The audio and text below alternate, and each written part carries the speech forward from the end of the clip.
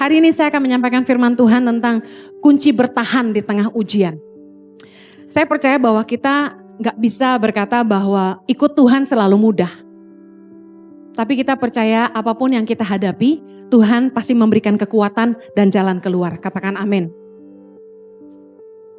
Bagaimana supaya kita gak goyah, gak lemah dalam menghadapi ujian, masalah dalam kehidupan? Saya ingin share yang pertama. Berpeganglah hanya kepada firman Tuhan. Berpeganglah kepada kebenaran firman Tuhan. Jadikan firman Tuhan satu-satunya fondasi dalam kehidupan kita dan dalam mengambil keputusan. Kalau kita itu istilahnya punya pedoman hidup, kita harus punya satu acuan. Acuan hidup orang percaya haruslah firman Tuhan. Gak boleh ada yang lain. Dengar baik. Yesus ngajarin kita dalam Matius 7 tentang dua macam dasar. Saya ingin baca ayat 24 sampai 25 saja. Saudara tahu yang seterusnya. Setiap orang yang mendengar perkataanku ini dan melakukannya, ia sama dengan orang yang bijaksana yang mendirikan rumahnya di atas batu. Ayat 25. Kemudian turunlah hujan dan datanglah banjir, lalu angin melanda rumah itu, tetapi rumah itu tidak rubuh sebab didirikan di atas batu. Yesus kasih ayat firman Tuhan ini untuk kita ngerti bahwa dalam kehidupan akan datang hujan, datanglah banjir, datanglah angin. Yang artinya hidup kita gak akan ada yang namanya problem free. Selalu ada masalah. Baik dalam keluarga, dalam pekerjaan, dalam bisnis, dimanapun bahkan dalam pelayanan. Selalu saja ada tantangan. Tetapi dengar, Yesus bilang gini, setiap orang yang mendengarkan perkataanku dan melakukannya. Saya bingung kalau orang tuh harus gali-gali arti. Sebenarnya Yesus tuh kalau ngomong straight to the point, mudah dimengerti. Artinya gini, waktu kita ngalamin masalah dalam kehidupan kita, satu-satunya pegangan yang akan membuat kita itu tidak goyah adalah kalau kita itu dengar firman Tuhan dan kita lakukan. Suami saya tadi pagi khotbah tentang 3 macam Kristen, yang salah satunya adalah Kristen tradisi. Yang sebenarnya setiap orang itu kalau ke gereja cuma buat biar merasa enak, oh gue udah ke gereja hari ini. Jadi rutinitas ke gereja. Padahal kesempatan Anda untuk menang seminggu ini adalah dengar firman Tuhan dan lakukan. Kalau datang ke gereja itu miliki iman. Hari ini Tuhan akan berbicara kepada saya. Bagaimana sih Kak Heni, Bu Heni cara mendengarkan Tuhan? Banyak orang tanya gitu. Kok Bu Heni bisa bilang Tuhan ngomong gini, Tuhan ngomong gitu. Sebenarnya sederhana. Berapa banyak yang rindu Tuhan bicara sama Anda? Baca firman Tuhan. Cara satu-satunya mengizinkan Tuhan bicara buat kita adalah dengan mendengarkan dan membaca firman Tuhan. Waktu kita baca firman Tuhan, Roh Kudus dalam batin kita tuh akan ngajarin kita. Masalah boleh datang dalam hidup kita, tapi jaminan firman Tuhan, saya tuh selalu berpegang pada apa yang Kristus ajarkan. Yesus bilang gini, barang siapa yang mendengar perkataanku dan melakukannya, lalu kemudian turunlah hujan, datanglah banjir, angin melanda, rumah itu tidak rubuh karena didirikan di atas batu. Yang artinya gini, kalau kita hidup melakukan firman Tuhan, sekalipun badai kehidupan menerpa, kita gak akan goyah. Saya kasih contoh dalam hidup sehari-hari. Sesulit apapun masalah kita, dengar baik. Jangan sampai keluar dari kebenaran firman. Waktu orang butuh uang, firman Tuhan ngajarin, janganlah kamu berhutang apa-apa pada siapapun juga. Kalau ada yang mau catat ayatnya Roma 13 ayat 8. Janganlah kamu berhutang apa-apa kepada siapapun juga. Artinya gini, ketika kita punya kebutuhan, jangan lari dari kebenaran firman Tuhan. Jangan coba menolong dirimu sendiri dengan berhutang sana sini. Hari-hari ini banyak orang terjebak dengan hutang, khususnya pinjaman online. Ini jahat sekali loh aplikasi ini. Begitu mudah didapat pinjamannya, seolah-olah wah ini jalan keluar tercepat. Padahal itu mengikat. Bunganya sangat besar dan melilit dan mencekik, membuat kita nggak bisa napas. Penghasilan kita bulanan cuma buat nutupin utang aja nggak cukup. Kalau orang sudah hidup dalam hutang, hidupnya penuh beban. Ada di sini yang banyak hutang bahagia, sukacita gitu. Gak ada. Orang tuh kalau banyak utang, keningnya nih penuh kerutan.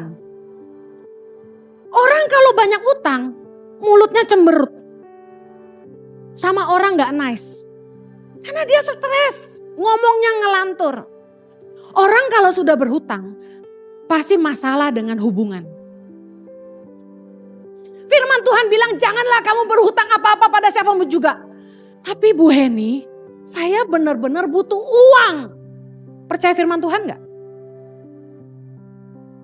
Berlutut di kaki Tuhan. Firman-Mu berkata, barang siapa mendengar firman-Mu dan melakukannya. Kalau hujan, angin, hujan, banjir datang, dia tidak akan goyah. Tuhan, aku butuh uang. Tapi aku mau pegang firman-Mu, aku gak mau ngutang. Aku percaya Tuhan pasti sediakan. Berani gak? Kita sering kali lebih sok pinter daripada Tuhan. Bu ini gak ngalamin sih? Ngalamin! Justru saya kasih tahu. Keluarga saya hancur waktu saya masih kecil. Itu karena orang tua saya terlilit hutang. Porak-poranda. Makanya saya benci yang namanya hutang. Kalau gak mampu, jangan sok aksi.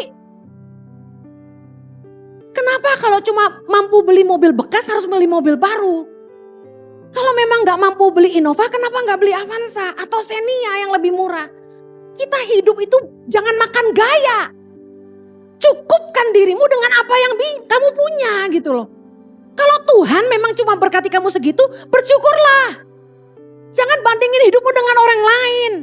Firman Tuhan bilang cukupkan dirimu dengan apa yang ada padamu. Nah kita gak mau lakukan firman. Kita hidup mewah-mewah, gak mau kalah gaya. Ada orang Timur bilang begini, kantong boleh kosong tapi gaya gak boleh kosong. Ngomong kosong loh gue bilangin. Masa Ngana bisa beli tas mahal kita tara bisa? Dia bilang gitu. Kita bilang Ngana jual apa? Ngana jual lemper baru Ngana mau beli tas. Itu mau jual lemper berapa truk? Sudah orang jual tambang emas. Dia jauh lebih dari kita, ngapain kita bandingin diri sama dia? Orang yang bahagia tuh bukan orang kaya, saya kasih tahu. Orang yang bahagia itu orang yang bisa berkata apa adanya. Cukup. Cukup. Ibu-ibu yang punya suami gak kaya. Saya tanya, kalau Anda kawin sama yang lebih kaya, Anda jamin Anda lebih bahagia? Katakan sama-sama, belum tentu. Teman saya banyak yang nikah sama cowok yang lebih kaya daripada suami saya. Kami bukan orang kaya tapi kami bahagia. Karena kita cukupin apa adanya. Bayangin ya, saya kasih contoh. Rumah tangga gimana mau bahagia kalau istri selalu bilang gini, Koko lu bisa beliin istrinya tas Gucci. Koko lu bisa beliin istrinya berlian 2 karat. Nah. Gede loh 2 karat itu. Jari lu kecil apa gede gitu kan. Bandingin, tuh adikmu tuh bisa bawa istrinya ke luar negeri. Ada lagi istri-istri yang bandingin tuh. Lu lihat tuh adik lu tuh bisa bawa keluarganya ke Eropa. Tuh lihat tuh adik lu tuh bisa bawa keluarganya ke Israel ikut Pak Jojo. Lu mah apa? Hei, terjadilah sesuai dengan imanmu. Punya iman dong, jangan ngeluh. Amin. Ngomong tuh penuh berkat. Pilihan kita tuh cuma 2, berkat atau kutuk yang keluar dari mulut kita. Udah pegang firman Tuhan. Saya berkati suami saya terus. Jojo, kebajikan dan kemurahan Tuhan akan mengikuti kamu seumur hidup kamu. Gitu dong. Jangan bilang, Koko gue udah bawa bininya ke Paris 3 kali. Lu baru sekali itu pun gratis gitu. Gak gitu dong. Udah pegang firman Tuhan aja. Firman Tuhan bilang kita gak boleh jadi penanggung hutang. Ayatnya di mana? Banyak tapi saya baca satu. Amsal 22 ayat 26. Jangan engkau termasuk orang yang membuat persetujuan dan yang menjadi penanggung hutang. Ada satu cerita. Orang ini meminjamkan kartu kreditnya kepada temannya. Temannya pakai kartu kredit temannya ini untuk ambil dana tunai. Lalu apa yang terjadi? Temennya kabur. Temen kerja bareng loh. Ini yang ngomong gini ke kita udah 3 orang ya. Terus saya bilang, kenapa kamu pinjemin kartu kreditmu ke temanmu? Why? Demi persahabatan. Saya kasih tahu firman Tuhan bilang jangan jadi penanggung hutang. Lakukan firman Tuhan, kita akan terhindar dari masalah. Amin. Saya buktikan kebenaran firman Tuhan udah bilang jangan jadi penanggung hutang. Lu so heroik bantuin orang. Satu kali orang datang kepada saya mau pinjam uang. Bu Heni, saya mau pinjam uang berapa waktu itu dia ngomongnya? 30 juta. Buat apa? Buat perbaiki atap rumah orang tua saya. Saya bilang gini, saya tidak pernah memiutangi orang. Loh, kenapa Bu Heni? Kalau saya mau bantu, saya bantu serelanya saya. Kenapa? Supaya hati saya tetap damai. Anda pernah ngutangin orang dan orang itu gak bayar? Pernah? Bagaimana perasaan Anda terhadap orang itu? Bisa bersih, bisa tulus? Gak bisa. Lihat mukanya, saya gak lihat Anda ya, saya lihat suami saya aja. Nanti tersinggung. Lihat suamiku. Kan ilustrasi, takutnya salah sangka ya kan. Udah suamiku aja ya nak, sayang ya. Kita kalau tuh orang ngutang sama kita dan dia gak bayar, kita gak mungkin tetap jaga hati kita bersih. Gak mungkin hati kita tulus, tetap baik mengasihi dia. Gak mungkin. Kita liatin dia gini, munafik lo, bayar utang lo. Utang gak bayar-bayar, tapi eksis di sana sini. Makan di kafe ini, di restoran itu, bayar dong utang lo, gitu. Hati kita gitu, benar gak? Saya gak mau seperti itu. Waktu orang datang sama kita, mau teman mau saudara ya, saya ngomong apa adanya. Mau datang sama saya, pinjam 25 juta, pinjam segini. Saya bilang gak bisa. Saya bukan orang kaya. Saya ini apa adanya. Jadi kalau saya mau bantu orang, saya bantu serela saya. Nah ada satu kali orang ini pintar banget. Dia bilang gini, ya udah naikin serelanya. Dia bilang gitu. Hah? Aduh. Dia tanya, emangnya Ibu Heni relanya berapa ngasih saya? Ditanya loh. Harusnya kan terserah gue, ntar gue yang transfer gitu kan. Ini pinter nih. Saya bilang relanya 5 juta gitu misalnya. Jangan dicatat ya, habis ini datangin saya. Gak ada ya. 500 rupiah. Terus dia bilang gini, boleh gak dinaikin serelanya 10 juta? Hah?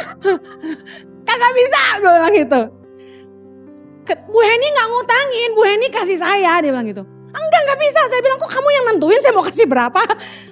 Haleluya. Dengar baik, kalau kita ngutang sama orang, kita akan dipandang rendah sama orang. Lebih baik tuh jangan ngutang, udah berharap sama Tuhan. Kalau Anda terlilit utang hari ini, apa yang Anda harus lakukan? Number 1, berharap sama Tuhan. Yang kedua, kita lihat apa yang kita punya dan bisa dijual, lebih baik kita jual. Jangan gini, minjem sama orang tapi sendiri masih punya mobil mewah. Apaan sih? Jual dulu mobil lu gitu kan. Jadi ada orang yang misalnya ngutang sekian dia gak mau lunasin. Dipegang sisanya dia beliin mobil. Gak bisa gitu dong, orang gimana mau bantu kamu? Dia lihat kamu aja masih seneng hidupnya.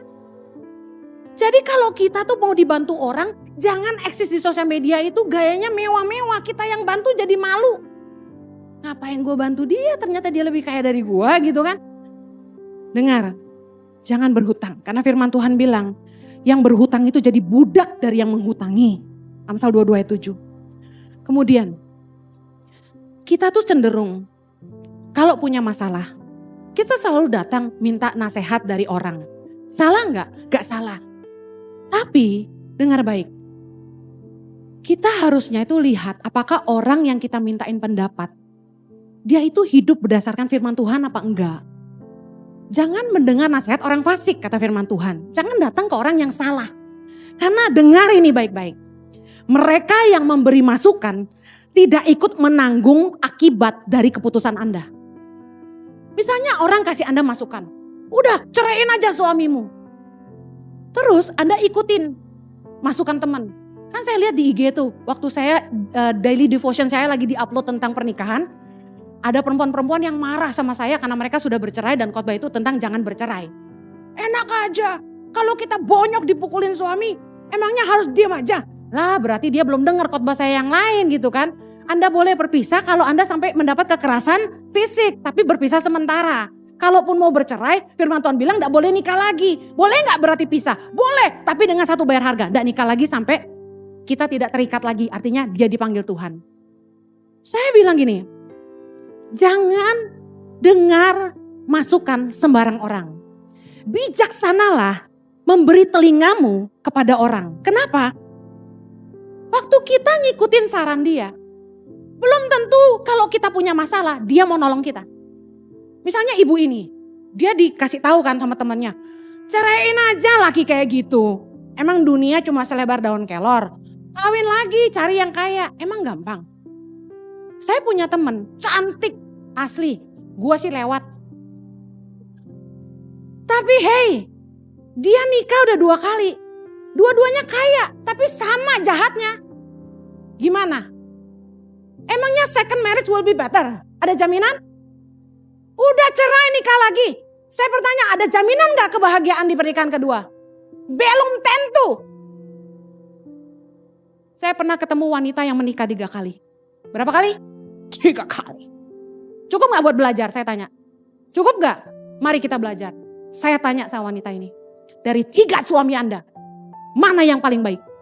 Dia bilang, yang pertama meskipun membuat menderita, masih bisalah ditoleransi. Yang 2-3 lebih jahat lagi. Kita cerai pun bukan jalan keluar terbaik. Saya balikin lagi. Oke, Anda sakit hati suami atau istri selingkuh. Anda memilih bercerai. Saya tanya, kalau Anda di posisi itu, Anda yang selingkuh, apa yang Anda harapkan? Dia ampuni. Ampuni. Berlutut di kaki pasanganmu, cium jempolnya, jarinya, semua. Banjiri dengan air mata. Ampuni aku, gitu kan. Kita pasti mau diampuni. Firman Tuhan katakan, apa saja yang kamu kehendaki orang lain perbuat kepada kamu, perbuatlah demikian. Dari seluruh hukum Taurat dan kitab para nabi bergantung dari ayat ini. Bahwa bagaimana kita ingin diperlakukan, perlakukan itu ke orang lain. Kalau saya memilih diampuni pasangan saya juga harus ngampuni pasangan saya. Gak ada yang sempurna. Ketika ada masalah dalam rumah tangga, pasti ada sebabnya. Dan gak mungkin sumbernya cuma 1, pasti 2. It takes 2 to tango. Kalau kita mau Tuhan terlibat dalam hidup kita, dengar baik. Pastikan kita hidup dalam kebenaran. Jangan sampai kita keluar dari jalan kebenaran. Karena dosa justru memisahkan kita dari Allah. Misalnya kita nih lagi dalam kesusahan, pergumulan yang luar biasa. Badai kehidupan yang tidak tertahankan. Saya mau kasih tahu, Anda butuh pertolongan Tuhan enggak? Butuh. Butuh campur tangan Tuhan enggak? Butuh. Butuh mujizat Tuhan enggak? Butuh. Jangan malah berbuat dosa, jangan sampai keluar dari kebenaran kalau Anda ingin Tuhan campur tangan. Yesaya 59 ayat yang pertama, kita baca sama-sama. Sesungguhnya tangan Tuhan tidak kurang panjang untuk menyelamatkan dan pendengarannya tidak kurang tajam untuk mendengar. Tetapi yang merupakan pemisah antara kamu dan Allahmu ialah segala kejahatanmu. Dan yang membuat dia menyembunyikan diri terhadap kamu sehingga ia tidak mendengar ialah segala dosamu. Sebab tanganmu cemar oleh darah dan jarimu oleh kejahatan. Mulutmu mengucapkan dusta, lidahmu menyebut-nyebut kekurangan. Dosa memisahkan kita dari Allah. Kalau kita ingin tetap dekat dengan kasih karunia, jagalah kebenaran firman Allah. Bu, benar-benar butuh uang, udah gak ada lagi yang bisa dijual, gimana? Kerja double shift, kerja double job. Dengar baik, cium kaki orang yang engkau hutangi kalau perlu. Dan minta kesempatan perpanjangan waktu. Minta keringanan, datang ke bank. Saya gak punya uang, saya gak bisa bayar. Kalau bank mau tetap saya lunasi, kasih saya perpanjangan waktu. Contoh, harus due bayar akhir bulan ini. Gak punya uang gimana? Mau penjarakan saya, tambah hutangnya gak dibayar. Gitu aja datang ke bank. Kalau mau saya bayar, kasih saya perpanjangan waktu. Berapa lama? Mereka akan tantang. Hitung baik-baik, butuh 5 tahun. Bunga akan tetap berjalan. Karena secara hukum OJK itu gak bisa dihilangkan. Tapi paling gak kita beroleh keringanan cicilan bulanan. Nah, dari pihak kita, pegang omongan, jadi orang yang bisa dipercaya. Bayar cicilannya, kemudian kerja keras. Kalau perlu kerja pagi siang malam untuk melunasi hutangmu. Jangan sampai matamu tertidur sampai hutangmu lunas. Istirahat dong Bu Heni, boleh dong. Tapi kurangi main-mainmu, kerja keraslah. Amen. Saya percaya berkat Tuhan pasti mengikuti kamu. Mujizat Tuhan pasti tersedia bagi kamu. Katakan amin. Haleluya. Kalau kita sampai berbuat dosa, saya mau kasih tahu, Tuhan malah tidak akan bela kita. Karena kita tidak mungkin memperalat Tuhan dalam tanda kutip untuk terlibat dalam kejahatan kita. Misalnya ada satu direktur, dia ngelamar kerja di sebuah perusahaan besar. Dia tulis di CV-nya, di resumenya, bahwa dia tuh ex-direktur di perusahaan sebelumnya. Padahal di perusahaan itu dulunya dia cuma manajer. Bayangin, berani ya, bikin CV palsu. Kemudian dia kerja sama perusahaan ini, baru 1 bulan dipecat. Diusir keluar dari fasilitas rumah, gaji 100 juta, diusir. Kenapa? Nipu. Dia gak becus. Mari jangan sampai kita berdusta, jangan sampai kita nipu. Kerja keraslah. Orang yang bisa dipercaya dekat dengan berkat Allah. Amin. Yang kedua, bagaimana kita kuat menghadapi ujian? Mendekatlah kepada Tuhan. Ada orang yang justru di masa susah, saking kecewanya, itu bilang sama saya gini, percuma saya doa, Tuhan gak jawab-jawab. Ibu jangan suruh saya baca firman, saya udah tahu semua isi Alkitab, dia bilang gitu. Saya doa Tuhan gak jawab, udah capek saya, dia bilang. Bertahun-tahun saya berdoa, gak ada jalan keluar. Akhirnya dia menjauh dari Tuhan, dia jadi pahit sama Tuhan. Nah, saya kasih tahu, kalau masalah tuh berkepanjangan, jangan marah sama Tuhan. Tapi coba duduk tenang dan pikirkan, salahnya di mana? Pasti ada sebabnya. Contoh, Tuhan izinkan proses dalam hidup kita. Pastor Jojo tadi bicara dengan luar biasa. Yang pertama supaya kita bertobat. Kita udah tobat belum? Kenapa masalah kita gak kelar-kelar? Karena kita gak tobat-tobat. Kalau masalah ingin cepat selesai, kita harus cepat bertobat. Yang kedua, untuk membentuk kita. Nah, apa sih pembentukan Tuhan? Contoh, kita sombong. Kita kalau ngomong tinggi, selalu mandang rendah orang lain. Nah, kenapa proses gak kelar-kelar? Lu sombong sih, udah kere sombong lagi. Ada loh tipe-tipe orang yang dia butuh bantuan kita, tapi kalau dikasih tahu sok pintar. Nah, ini orang sombong. Mau dibantu tapi susah dikasih tahu. Ada kan tipe-tipe begitu? Ada orang yang datang sama kami mau pinjam uang. Saya tanya, untuk apa? Dia bilang gini, ya urusan pribadi saya dong. Ya cari sendirilah. Lu mau dibantu susah dikasih tahu. Jangan bantu orang yang begitu. Buang waktu.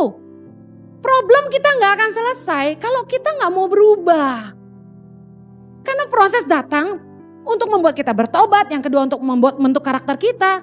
Yang ketiga apa sayang? Lupa aku tadi. Untuk membuat kita seperti Kristus ya. Lebih kreatif. Masalah itu bukan pertanda orang itu jauh dari Allah ya. Mari kita lihat ayatnya. Yohanes 15. Yohanes 15, pokok anggur yang benar, ayat yang pertama dan kedua. Kita baca sama-sama.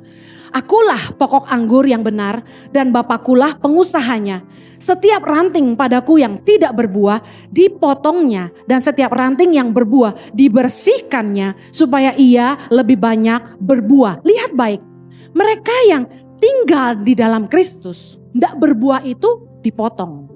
Berarti hidup kita kalau tidak berguna, Tuhan akan izinkan hidup kita diproses supaya hidup kita jadi berguna. Bisa paham ya? Kita yang malas, biasanya pertolongan-pertolongan dari orang sekitar kita itu dipangkas sama Tuhan. Orang yang kita andalkan tuh mengecewakan kita. Supaya apa? Supaya kita berbuah. Apalagi orang tinggal dalam Tuhan, artinya dia dekat dengan Tuhan. Sudah berbuah pun masih dibersihkan. Kenapa? Supaya kita gak tinggi hati. Supaya kita tetap mengandalkan Tuhan. Supaya kita berbuah lebih lagi. Waktu Tuhan pakai saya, Tuhan proses saya. Waktu ada peninggian dari Tuhan, ada perendahan dari orang lain yang Tuhan izinkan terjadi dalam hidup saya. Supaya saya ingat bukan saya tapi Tuhan.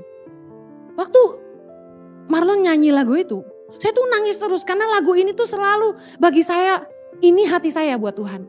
Bahwa satu-satunya yang saya andalkan tuh cuma Tuhan, gak ada yang lain. Saya gak punya apa-apa dan saya gak punya orang lain selain Tuhan. Kalau Tuhan gak tolong saya gak bisa. Justru kalau kita sungguh-sungguh ngandalin Tuhan ya, kita gak bisa sombong. Justru kalau orang tuh sampai sombong, berarti dia gak ngandalin Tuhan, dia ngandalin dirinya sendiri. Kita berani bilang bahwa kita mampu tanpa Tuhan? Gak bisa. Jangan menghakimi orang-orang yang sedang ditimpa masalah. Wah lo, problem datang terus tuh. Gak punya hubungan pribadi sama Tuhan ya. Nah lo ditimpa masalah tuh. Kenapa tuh gak punya keturunan? Nah gak diberkati sih. Kenapa perusahaannya susah? Gak bayar perpuluhan ya. Dengar baik, jangan suka ngehakimin orang. Semua orang punya masalah, semua orang ngalamin proses. Tuhan itu mengizinkan masalah datang supaya hidup kita dibersihkan. Supaya kita berbuah lebih banyak. Katakan amin. Amin.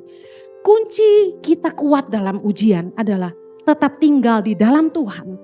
Yohanes 15 ayat 4 berkata, tinggallah di dalam aku dan aku di dalam kamu. Sama seperti ranting tidak dapat berbuah dari dirinya sendiri. Kalau ia tidak tinggal pada pokok anggur, demikian juga kamu tidak berbuah jikalau kamu tidak tinggal di dalam aku. Ayat kelima, akulah pokok anggur dan kamulah ranting-rantingnya.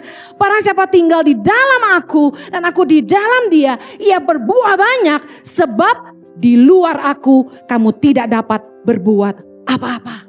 Justru kalau lagi dilanda masalah, jangan meninggalkan Allah. Justru kita butuh Tuhan. Kenapa begitu? Karena Tuhan itu sumber hikmat dalam hidup kita. Tuhan itu yang memberikan kecakapan dalam hati kita. Saya percaya setiap kita diberi kemampuan oleh Tuhan untuk menyelesaikan masalah. Katakan amin. Saya percaya kalau kita mau ditolong Tuhan, jangan justru menghindar dari Tuhan. Tetap pegang Tuhan erat-erat. Apa yang terjadi ketika di tengah masalah kita tetap berpegang pada Tuhan? Saya katakan, di masa sulit pun kamu akan terus berbuah.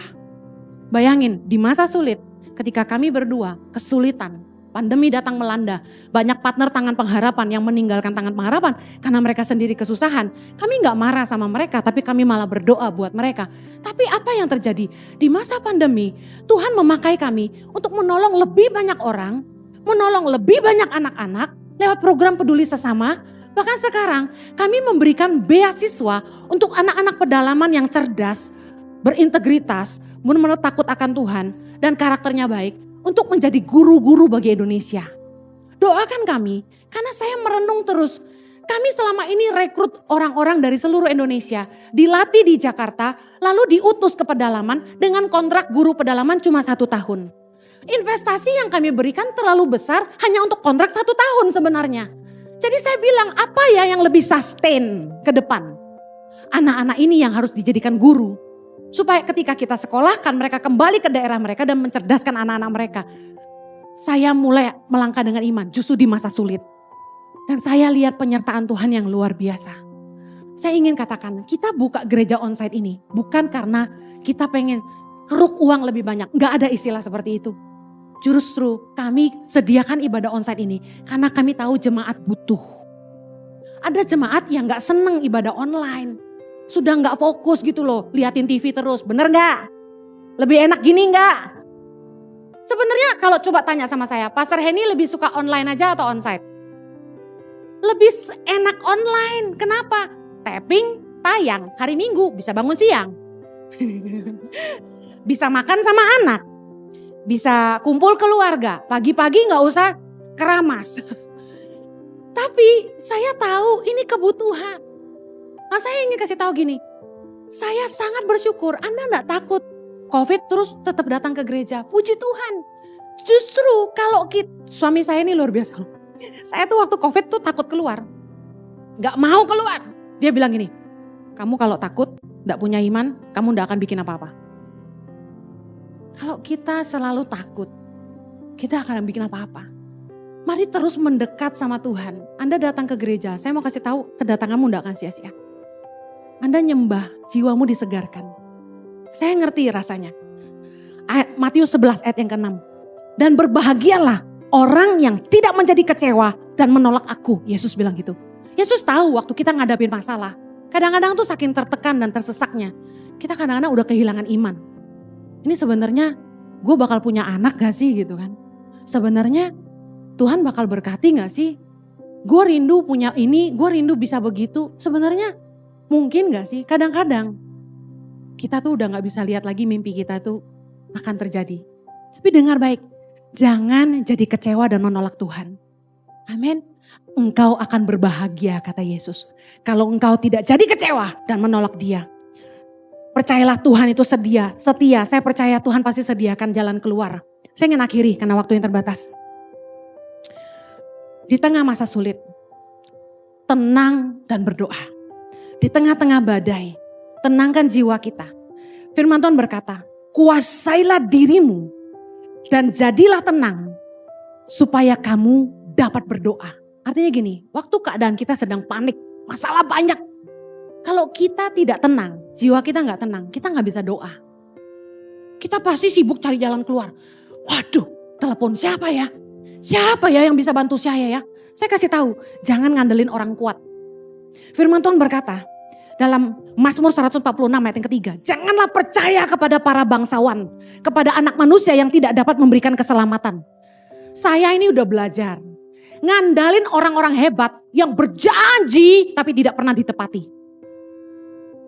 Saya sama suami itu udah bolak-balik ketemu konglomerat di Indonesia, bukan gak pernah. Mereka janji, saya akan bantu kamu. Kamu kurang berapa setiap bulan? 1,5 M, telepon saya pasti bantu kamu. Kami tidak pernah telepon siapapun. Suami saya dikasih nomor telepon orang-orang yang terkenal di Indonesia. Disuruh bilang gini, Pak Jojo butuh apa-apa telepon saya. Kami tidak pernah telepon. Kenapa? Karena satu-satunya yang kami andalkan cuma Tuhan. Amin. Dengar baik. Jangan ngandalin teman, jangan ngandalin orang kuat. Teman itu justru kita temukan yang terbaik tuh di masa sulit. Siapakah mereka? Bukan orang-orang yang kita cari, tapi orang-orang yang tetap tinggal bersama kita ketika kita kesulitan. Mereka yang peduli sama kita. Salah satu tanda dari Tuhan untuk saya berhenti khotbah keliling adalah di masa pandemi. Tidak ada, bisa dibilang hampir tidak ada, hanya satu orang yang biasanya saya layani gereja-gerejanya. Itu telepon saya dan tanya, apakah kamu baik-baik? Bayangin, 15 tahun khotbah keliling gereja-gereja, kecil dan besar. Gembala-gembala itu harusnya jadi sahabat buat saya, karena saya khotbah setahun bisa 2-3 kali di gereja yang sama. Tapi waktu pandemi datang, mereka batalin pelayanan saya tanpa kasih kabar sama sekali dan tidak pernah tanya bagaimana hidup saya. Mereka tahu saya hidup dengan iman. Saya sangat hargai cuma satu teman yang telepon saya. Apakah kamu baik-baik saja? Meskipun dia tidak bantu apa-apa, tapi saya hargai dia cuma sekedar telepon aja. Justru saat Anda sedang menghadapi masa sulit, izinkan Tuhan membuktikan siapa teman-teman terbaik. Amen. Di tengah masalahmu, jangan panik, jangan berusaha telepon sana sini, cari orang kuat bantu kamu. Tenang, berdoa, karena Tuhan sumber hikmatmu, sumber kekuatanmu, dan sumber jalan keluar bagi hidupmu. Saya berdoa, masa sulit Anda akan cepat selesai. Mari terus mengandalkan Dia, mari kita berdoa. Yang punya beban di hadapan Tuhan, yuk angkat sama Tuhan. Engkaulah satu-satunya yang kami andalkan ya Tuhan. Kami ini gak mampu tanpamu. Mana bisa tanpamu. Terlalu berat. Kami butuh Tuhan. Kami butuh kekuatan Tuhan. Curahkan anugerah-Mu Tuhan. Kasih karunia-Mu yang memampukan kami. Kasih karunia-Mu Tuhan. Mari minta kasih karunia Tuhan. Kasih karunia adalah kekuatan untuk menanggung penderitaan. Minta sama Tuhan. Aku butuh kasih karunia-Mu Tuhan. Aku percaya Engkau pasti memberikan hikmat, kekuatan, jalan keluar. Tuhan sanggup mengubahkan masalah jadi berkat. Tuhan sanggup mengubahkan yang buruk jadi baik. Tuhan sanggup mengubahkan penyakit kami menjadi kesaksian yang mempermuliakan Tuhan. Kami berdoa Tuhan, Tuhan sediakan jalan keluar buat umat-Mu. Di dalam nama Yesus, bilur-bilur darah-Mu menyembuhkan kami. Haleluya.